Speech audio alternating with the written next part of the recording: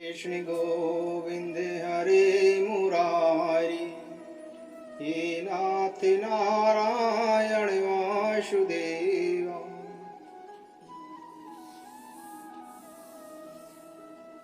वारा अवतार की कथा। श्री सुखदेव जी ने कहा कि राजन, मुनिवर मैत्रेय जी के मुख से यह परम पुण्यमय कथा सुनकर श्री विदुर जी ने फिर पूछा, क्योंकि भगवान की लीला कथा में इनका अत्यंत अनुराग हो गया था। विदुर जी ने कहा कि मुनि, स्वयंभू ब्रह्मा जी के प्रिय पुत्र महाराज स्वयंभू मनु ने अपनी प्रिय पत्नी शत्रुपा को पाकर फिर क्या किया? आप साधु शिरोमणि हैं, आप मुझे आदिराज राजश्री स्वयंभू मनु का पवित्र चरित्र सुनाइए। वे श्री विष्णु भगवान के शरणापत्र थे, इसीलिए उनका चरित्र सुनने में मेरी श्रद्धा है। जिनके हृदय में श्री मुकुंद के चरणाविंद विराजमान हैं, उन भक्तजनों के गुणों को श्रवण करना ही मनुष्य के बहुत दिनों तक किए हुए शास्त्र अभ्यास के श्रम का मुख्य फल है। श्री सुखदेव जी कहते हैं कि हे राजन,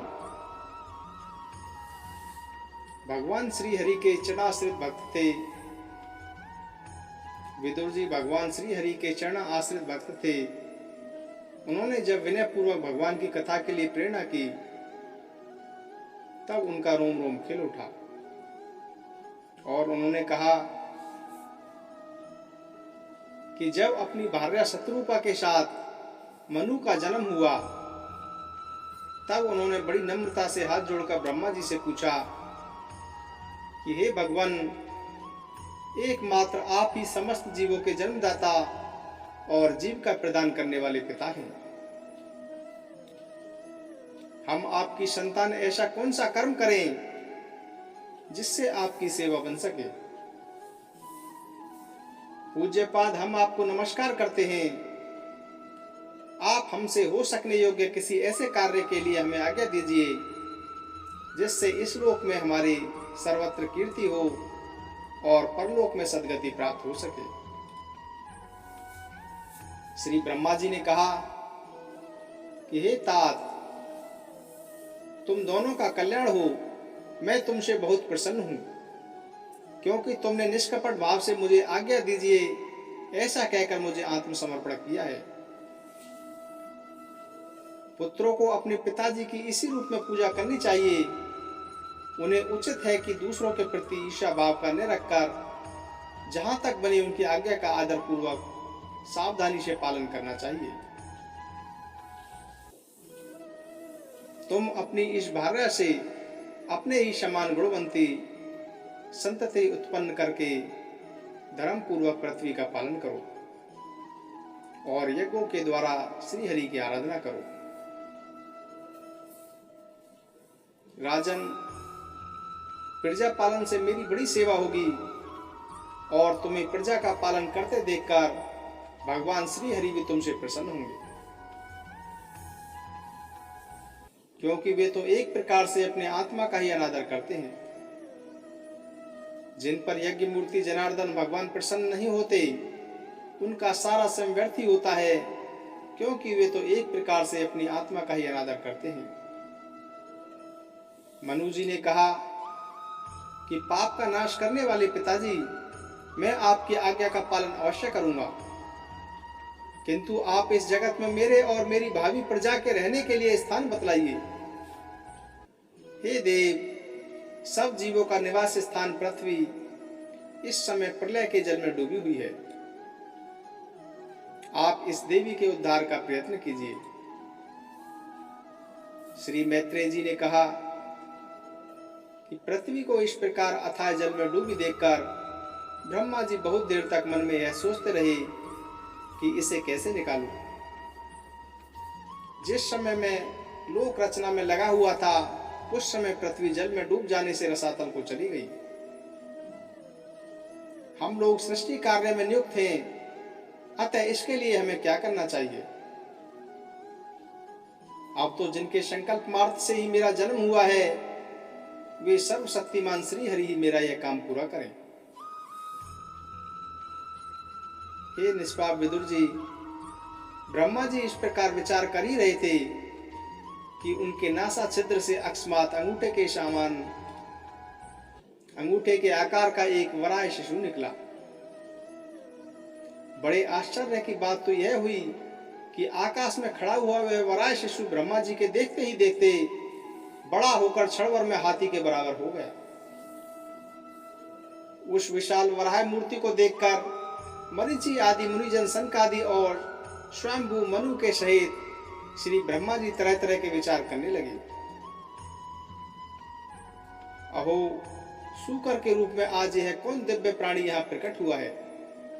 कैसा आश्चर्य है! यह अभी अभी मेरी नाक से निकला था। पहले तो यह अंगूठे के पूर्व के बराबर दिखाई देता था, किंतु एक ही क्षण में बड़ी भारी विशाल शिला के समान हो गया है। अवश्य ही यज्ञ मूर्ति भगवान हम लोगों के मन को मोहित कर रहे हैं। ब्रह्मा जी और उनके पुत्र इस प्रकार सोच ही रहे थे कि भगवान यज्ञ पुरुष पर्वताकार होकर गरजने लगे।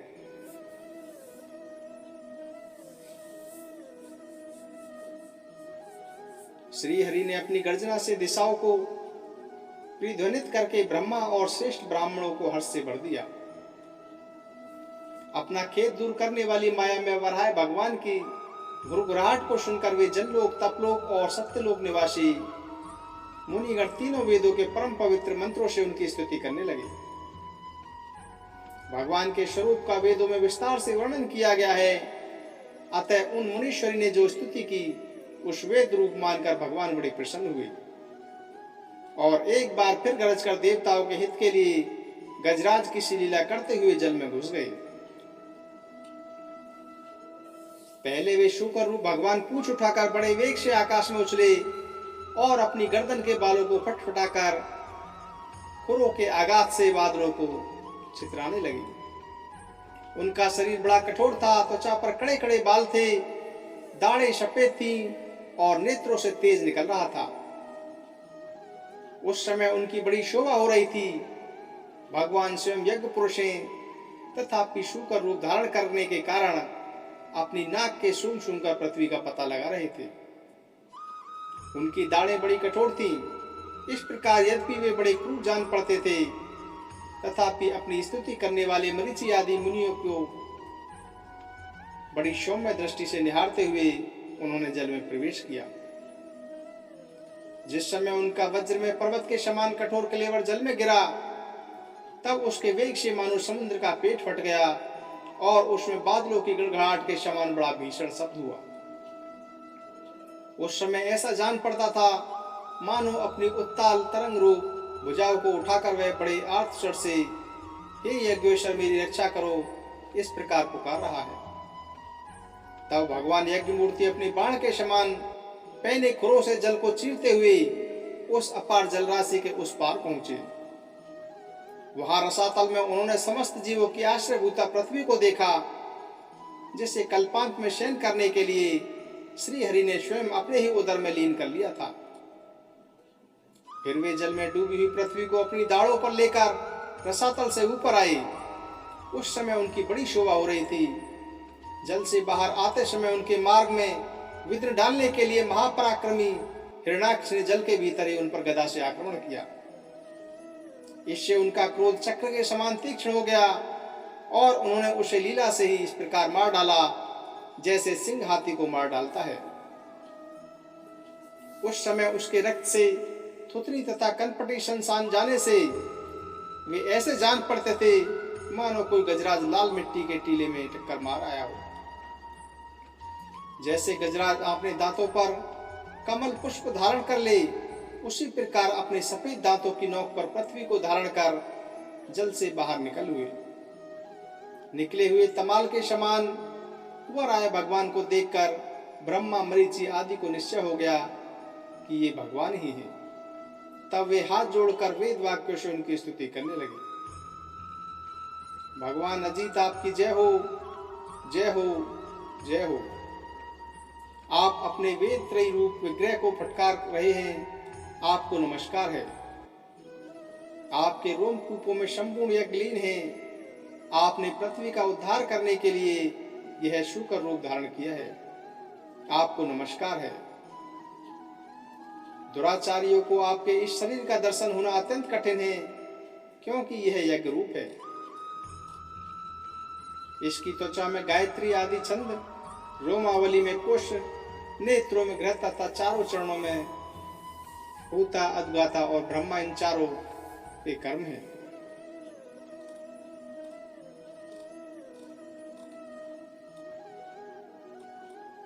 भगवान के लीला में चरित्र अत्यंत कीर्तनीय है। उनमें लगी हुई बुद्धि सब प्रकार के पाप तापों को दूर कर देती है। जो पुरुष उनकी इस मंगलमयी कथा को भक्ति भाव से सुनता या सुनाता है, उसके प्रति भक्त वत्सल भगवान बहुत शीघ्र ही प्रसन्न हो जाते हैं। भगवान तो सभी कामनाओं को पूर्ण करने में समर्थ हैं। उनके प्रसन्न होने पर संसार में क्या दुर्लभ है।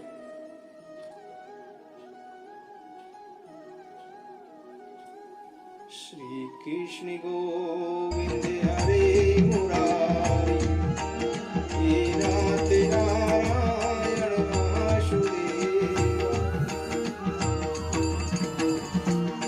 इस प्रकार भगवान ने वराय का रूप धारण करके पृथ्वी को पाताल से छुड़ाया और ऋणास का